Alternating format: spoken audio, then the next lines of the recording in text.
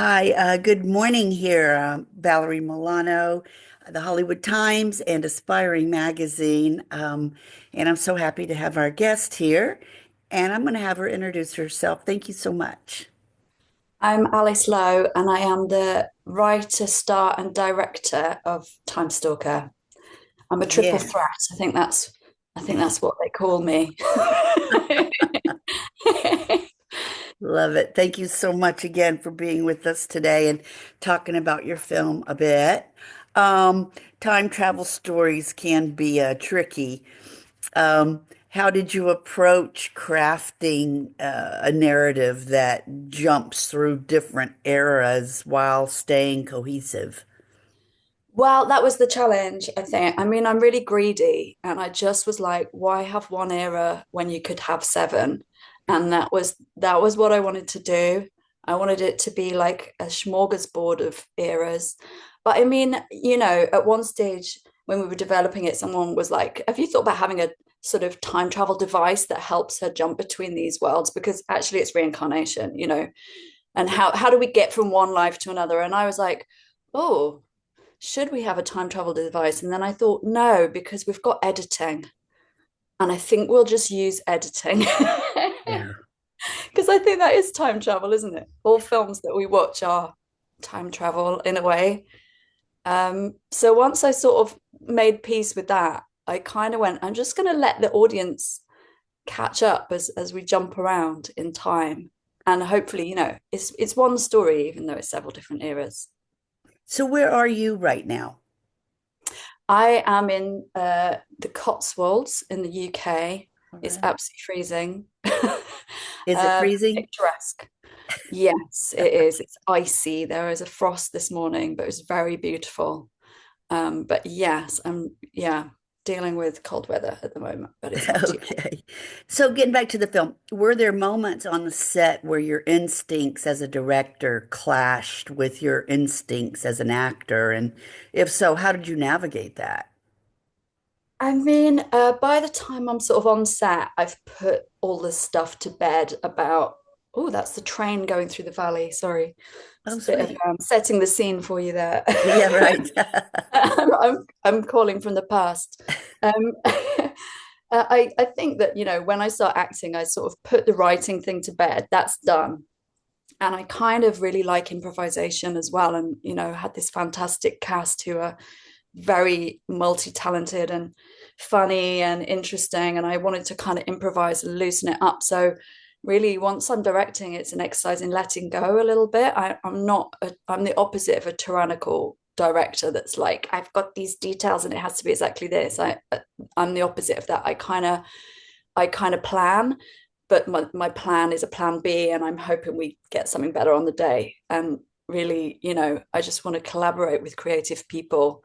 And that's the sort of project it is. I sometimes tell people it's like an artisanal film. It's like that wonky bit of bread that you get from the market. Yeah.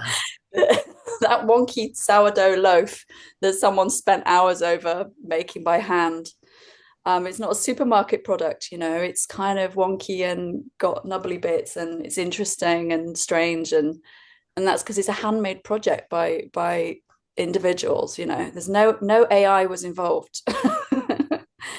Interesting. Yeah, because the visual style, especially considering the different time periods, how did you approach that? I mean, were there any scenes or sequences that changed significantly from the script to the screen? Well, I think the key was to find one location. We found one great location where we could film lots of different eras in that location because, I mean, the budget of this film, I don't want to put anyone off because by Hollywood standards, it would be laughable. You could probably make a 2-second commercial for dog food for the money that we made it on. But that was the creative challenge, was to kind of, really use our imagination and creatively lateral thinking, and also, it's about reincarnation. So we were like, well, that's kind of a type of recycling of souls or something. So maybe we can do that with our props, that we're reusing locations, reusing props, reusing uh, actors as well, and extras. There's extras popping up in different costumes and different scenes.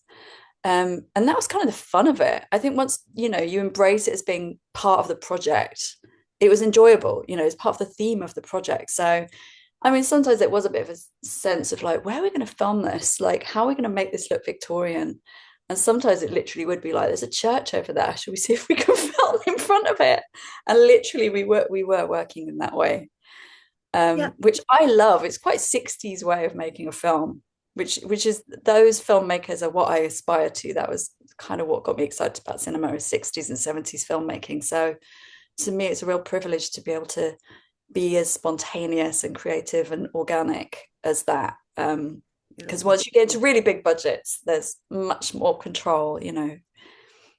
So I want to talk about the audience and their reception a little bit. What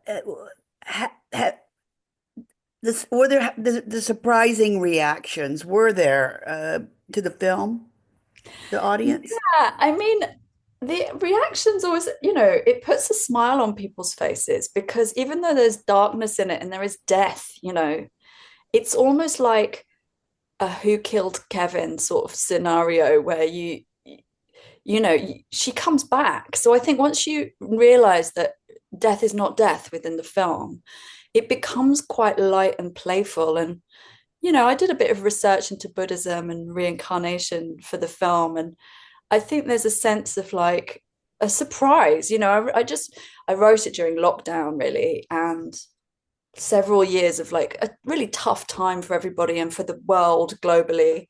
Every time you thought something bad had happened, something worse was around the corner.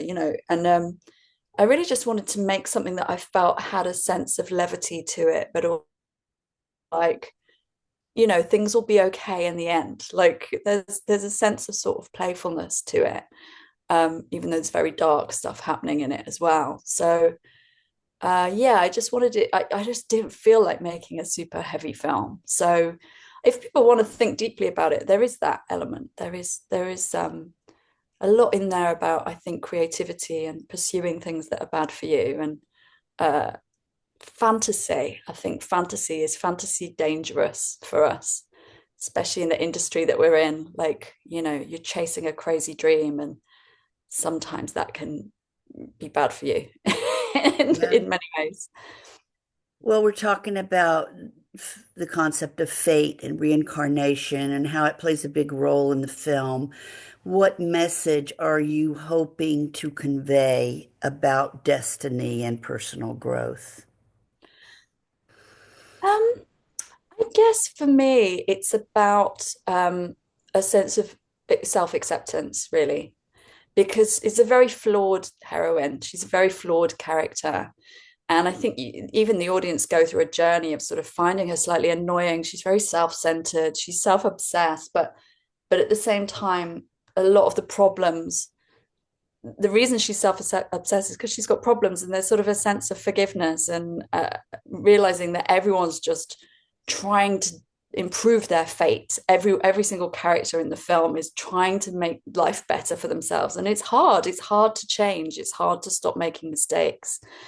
And I think that's embedded into the film, and most people recognize that. Most people recognize that sort of sense of like, oh, I shouldn't have done that. Oh, I made a mistake there.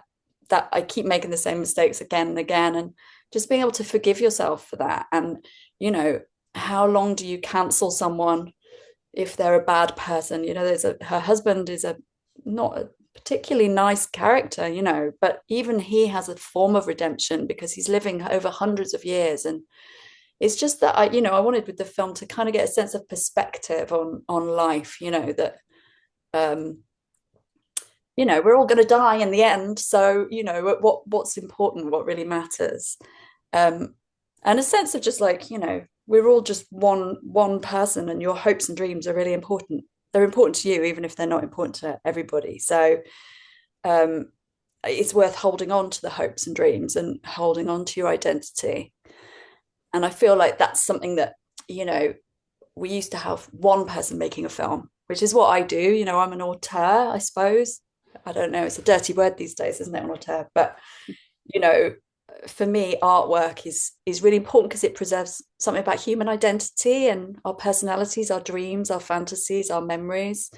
And really, it's about one person and their identity, and it's sort of a little capsule of that. And I feel like the more films get made by committee and by algorithms and dictated to by all these different factors, that films become less and less about a single human identity or a individual expression, which I think is a shame, you know.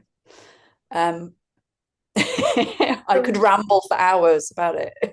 It's good, Alice. So tell our viewers and our readers, how can we find out how they can see the film, more about are you on social media, more about you? I am. You can follow me on Instagram, where I'm Alice Lowe Space Oddity. I'm also on X, formerly known as Twitter. I think as Alice Lowe. I think I managed to bag that. I don't know. That's terrible. But yeah, the film will be available to stream in the US on the 14th of February for Valentine's Day. And if you look at the imagery of the film, there's a lot of hearts, there's lots of love, symbolism. So just don't blame me if you have a quarrel with your partner watching this, because it's not the typical rom-com. It's not typical rom-com. It's like an anti-rom-com. But you know, it's funny and there is stuff about love in it, and but it's just alternative modern sort of viewpoint of it.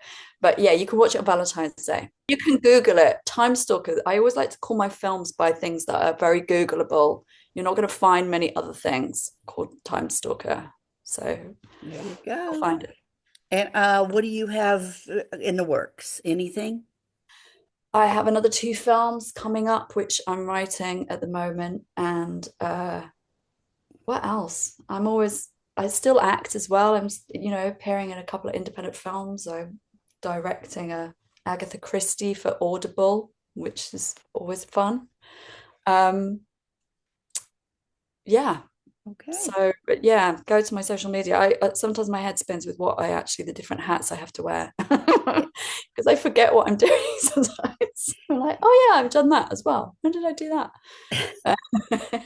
Thank you so much, Alice. And we're the Hollywood Times dot today, and the Hollywood Times official is our YouTube channel. It is a pleasure to meet you for virtually. Maybe one day we'll meet at a film festival or something. Oh yeah, Look I hope so. forward to that. Keep up the Yeah, great work and keep us posted on your future endeavors. I will do. Thanks so much Okay, for having me. excellent. Thanks so much.